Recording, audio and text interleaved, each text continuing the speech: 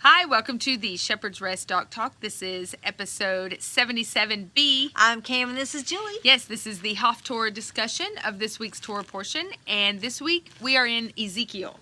Ezekiel 37, 15 through 28. Yeah. And of course I'm going to talk a little bit about the first part of Ezekiel because that's important to understanding this. But first we're going to do a little historical recap on who Ezekiel was. Okay. Ezekiel was a prophet during the reign of the last couple of kings of the southern kingdom before their deportation to Babylon. Right. And after the deportation is when he became a prophet. So at the beginning of Ezekiel is when the Lord revealed himself to him, showed him his throne, the famous wheels. Right. Wheels within wheels. And anyway, so just a quick recap on the northern and southern kingdom. I know repetition is key to remembering things. Amen, So sister. King David was king over all of Israel. Good king, ended well. King Solomon followed him, but because Solomon allowed his wives to import their pagan religion into Judah, He assimilated. he did. Well, and he allowed his wives to bring those foreign gods and those ways into his kingdom. Right. Into the kingdom of Israel. We're not supposed to do that. Right. So because he did that, 10 of the northern tribes were stripped from him. Now it was just the land. That's very important. Right, not the just people. the land. Not so much the people, but just the land. But in my research, I found something kind of interesting. But anyway, the southern kingdom had Judah and Benjamin. So here we go with the Judah and Benjamin working together. Right. Judah absorbed Benjamin, and it just became the kingdom of Judah. And he absorbed Simeon too. Okay, right. All right, so the Lord prophesied that he was going to give those 10 northern tribal areas to Jeroboam. When Solomon heard this, instead of repenting for his actions, he sought to kill Jeroboam. And you can find that in 1 Kings 11:40, where he sought to kill him, and Jeroboam fled to Egypt. And it wasn't until Solomon died that he came out and took hold of the 10 tribes. Once Jeroboam was given the northern kingdom, what did he do? He just set up... He squandered it. He did evil in the eyes of the Lord. That's what the scripture says. And the reason is because he set up 2 different places to worship instead of them going to Jerusalem like they were supposed to for the feast. He set up Bethel and Dan. He didn't want them to have to go very far, If you're on this side, go to Dan, and if you're below this line, He go to wanted Bethel. to keep it convenient. Yes, very convenient. He was trying to appease the people. He changed all of the dates. They didn't want to look like the southern kingdom. Right. They didn't want to act like the southern kingdom. So they made their own festivals. They made their own dates for the festivals. They made their own ways of worship. He exchanged the proper priests, the Aaronic priests, for his own priests. Hello? What does that sound like? Right. The church. The church did the same thing. Yes. And those were God's people. Yes, just like those just weren't like the foreigners church. coming in. Those were from among the midst. Right. And I put in my notes, they left their first love. Torah should be our first love.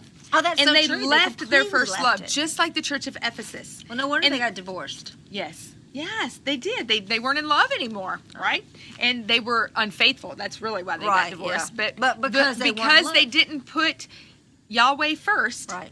They eventually fell into apostasy. About 136 years after the northern kingdom was captured and scattered all over to the 4 corners of the world, practically, by Assyria, the southern kingdom fell to Babylon for the very same thing, apostasy. They were bringing in the ways of Babylon, and that is very important. They were taking on the worship practices of Babylon. They weren't setting up new places to worship. They were actually doing it in God's house, setting up the Babylonian ways of worship. And I thought, that sounds familiar too. So they didn't put an idol in the temple. Not necessarily. They allowed it to still look like what God wanted, but their practices they brought in were treating it as if it were an idol. That's right. That's correct. So what did the Lord do? He gave them over to the desires of their heart, and he allowed Babylon to come take them captive. Well, Fine. they wanted that You anyway. want to be in Babylon so bad? I will let Babylon take you away, and that's exactly what they did. And this is where Ezekiel comes in.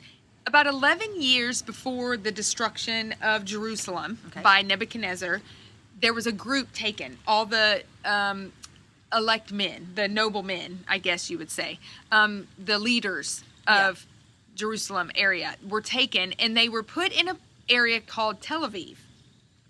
Kind of funny, interesting. huh? Yes. They were put in an area called Tel Aviv, and this is where Ezekiel comes into play. Okay. This is where he saw his visions and prophesied for the Lord. The first 24 chapters of Ezekiel talks about this doom and this destruction that's about to befall on the southern kingdom. Right. And from 25 on, talks about the eventual restoration, the future restoration of all of Israel. That's what I love about it. It's not just the southern kingdom, but all of Israel. So we have Jeremiah back at home talking about what's coming, don't fight it. And you have Ezekiel there telling them, look, this is what's coming. So they're actually counterparts. Yes, on the two sides. On either side. Yeah. Yes. So he's prophesying to the people around him saying, look, you were taken and they're about to be destroyed. Right. So almost be glad you got out now. Yeah. Because it's going to get really bad back home. And it's funny because... And you have Jeremiah going, don't fight this. This is the Lord. Don't fight this. But the false prophets are like, we're winners. We're just going to win. Rebuild that. And right. And there's no way the Lord's going to do this to us. Exactly. We're the chosen people. Right. Yes, but if you're not following the Lord's ways, he will do it to you, just like Paul says in Romans 11. And don't boast against the branches, because if they were cut off, he'll cut you off too. Right. If you're not doing what you're supposed to do. Whew, that's a tough one. Yeah, but, it's funny that you talked about Jeremiah, because this week's Torah portion in 37 talks about the two sticks, the famous two sticks of Joseph and Judah coming together as one stick. And then he makes this comment that he is going to make a new covenant with them, And Jeremiah talks about the same thing. Yeah. So when Jeremiah is talking, look, this is the destruction, but don't worry, he's going to make a new covenant. Renewed covenant is the word he uses, and it's going to be with the whole house of Israel. If you understand the roles of the northern and the southern kingdom, it's real easy to understand the prophets, most of the prophets of Jeremiah and Ezekiel and Isaiah, because once they split off and one was divorced, everything is contingent on it all coming back together. And even the northern kingdom, the people remained in their tribes to an extent, because we see that Hannah was from the tribe of Asher. So she knew that, and that was part of the northern kingdom. And that's why she was so excited to see Yeshua come into the temple. She understood, you are the Messiah, the one that is going to bring this about, these two sticks together. And the other thing, with the northern and the southern, each of them had people of all 12 tribes. Yes. So it's not just like this half, it's not like you have a black half and a white half and they're going to go together. It's you have multiple facets of all of them coming together, that when they fit together, they're just fulfilling the second half. They're fulfilling each other to be a whole. Does that make sense? It's not, they share the qualities in order to work together. They're not two separate qualities that are forced together. They all have the same aspects of the family that make it whole. Right. And the ones in the northern kingdom that heeded the words of the prophets escaped to the southern kingdom. Right. And even after the deportation, as it was going on, they knew, no, let's go. I want to be a part of, Judah. They're doing it correctly. Judah, right. Yes. Exactly. Yes. Yeah. I would say that's where a lot of us stand today. We would love to be a part of Judah. We just want to be part of the family. Right. Now. Yeah. But it's coming. Yeah, it's coming. yeah. And Ezekiel talks about that. So let's get started. So the first part of 37 is the dry bones. Yeah. Where it's the valley of the dry bones. And this is really a depiction of the resurrection. It says that in 9, he then said to me, prophesy to the Spirit, prophecy, Son of Man, and you shall say to the Spirit, thus says the Master Yahweh, come from the four winds, O Spirit, and breathe on these killed ones so that they live. That's the resurrection. That's Matthew 24. Yeah.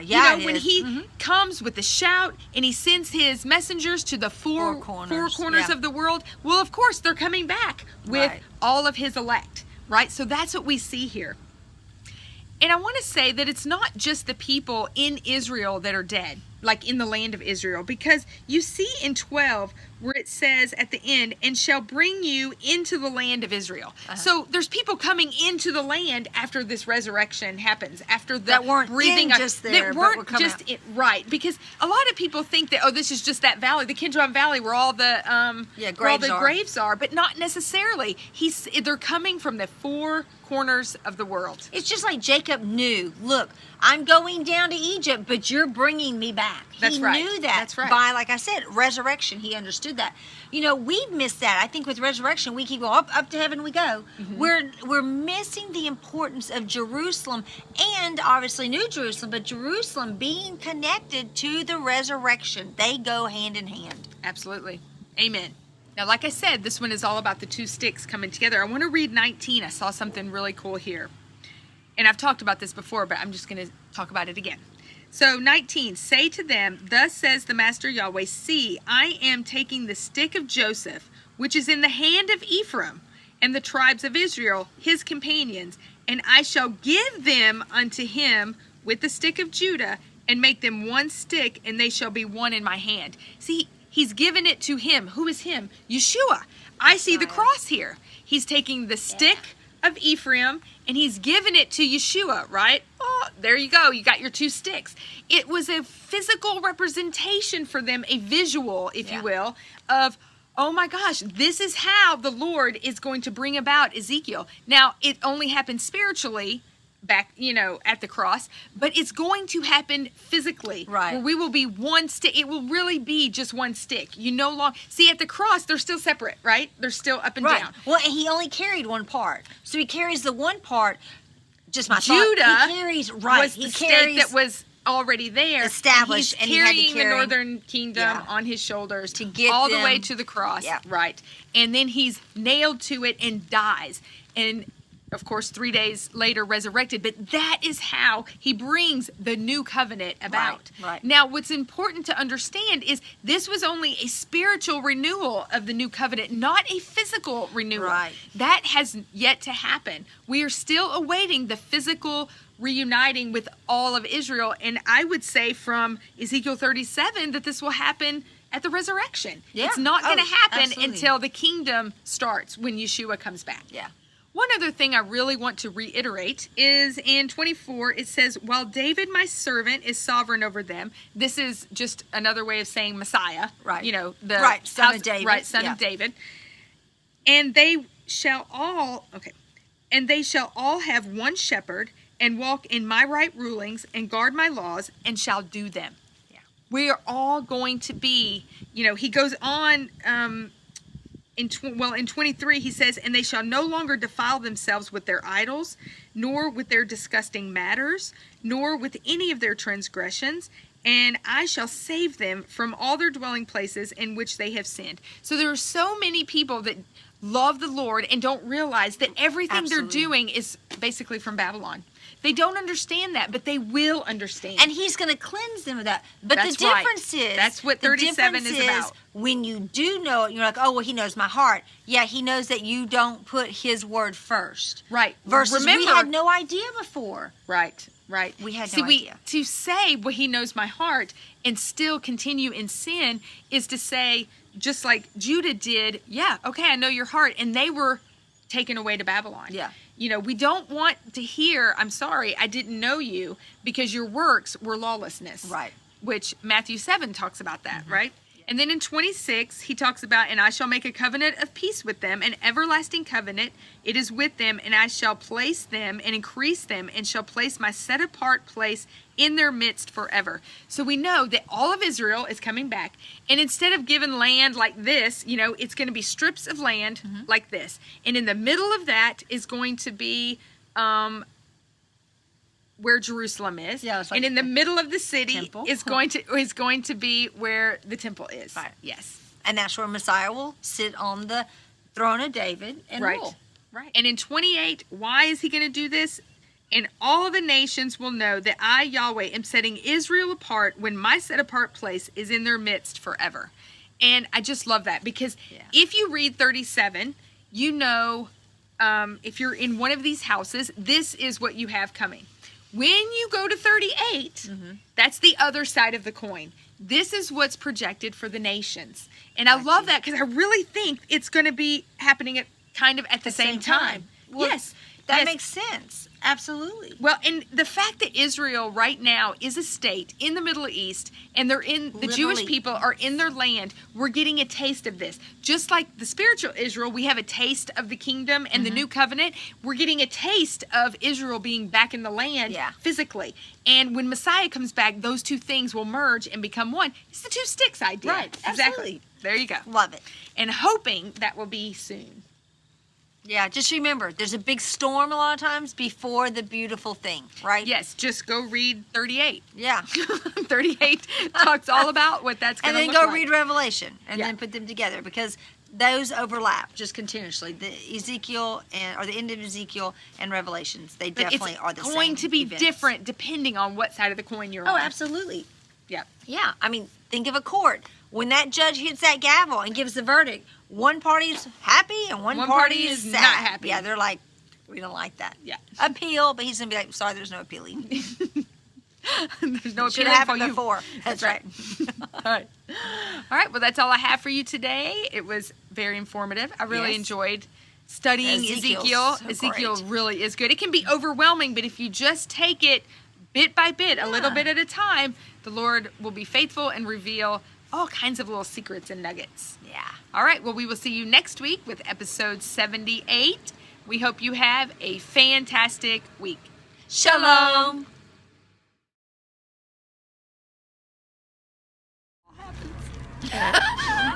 That's a great idea. They're taking notes. Hello. Shalom. Shalom, y'all. You know, for a little thing, it sure is loud. They can probably see us too, because they're not really that high. Yeah. Could you guys not fly in this pattern? Could you make another pattern? Could we do a no-fly zone on Mondays, just the whole stinking day till sunset? Because we never know when we're going to get out here. Exactly.